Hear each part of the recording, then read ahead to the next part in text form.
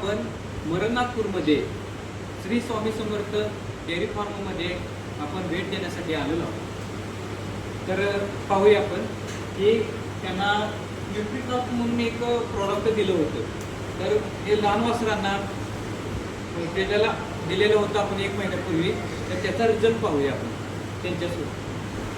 आपण हे औषध न्यूट्रिक्रॉप म्हणून 1.5 महिन्यापूर्वी आपण घेतलेलं होतं। साहेबांना बघा विजिट देत साहेबांनी असं सांगतो प्रोडक्ट नाही वापरून बघा।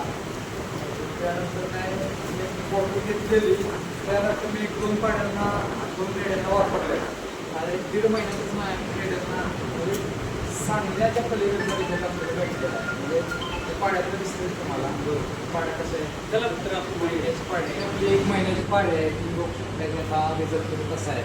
तर मला मी तर एकच आत्तापर्यंत बॉटल वापरलेलं आहे, मला सांगण्यापलीकडचा रिझल्ट आलेला आहे। त्यामुळे कसं आहे की आता मी बाकीच्या पण माझ्या रेड्यांना वापरल्या आहे, आता त्यांना पण रिझल्ट दिसायला चालू झाला आहे चांगला। 1-2-3 बॉटल मला तर वाटतं की आणि ते दुधाची मात्रा असं काय नाही की जास्त वापरावं। तर दूध आम्ही थोड्या प्रमाणात दूध देतो आता वासरांना, पण ते न्यूट्रिक्रॉपतून दुधाची कमतरता पण म्हणजे पासून ग्रोथ जास्त येते। दुधाची कमतरता जरी असते तरी एवढा काही फरक पडत नाही त्याला, पण पाड्या चांगल्या होते आपल्या तुम्हाला याचा चांगला रिझल्ट आला आणि समाधान करायला 1 मिनिट।